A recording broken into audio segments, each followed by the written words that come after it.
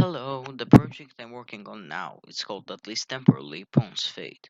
Pawn's Fate is a combination of an RPG and an old school FPS. The basic idea of the game is different from everything I've done so far and in fact from many other games I know. The player is my concept, just a pawn in a game played by others. The world I'm creating for this game is derived from the medieval tarot, the reader write version. They're paradoxical worlds in opposition. I'm even thinking of giving up chromatics for the negative doubles of my worlds. Basically, I have created a chaotic universe in which the player doubts the integrity of his own self. You will be alone in a world that you do not understand and you do not control. The goal of the game is to understand and adapt to the ever changing universe around you, to observe and interpret the series of clues that suggest paradigm shifts.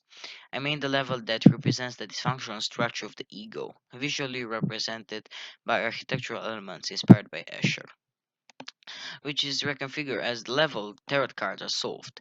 In fact, this was the biggest problem I had with my game this year.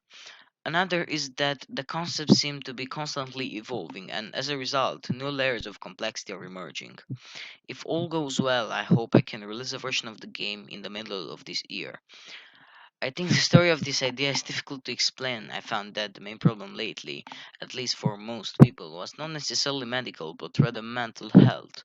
Isolated from the world, family, and friends, we were connected only through a virtual environment, assailed by news and fake news that continuously reconfigures our appearance of reality.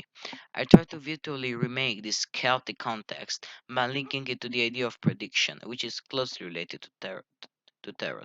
All characters are based on the archetypes created by tarot cards. Tarot cards are very permissive language because they're meant to speak to everyone.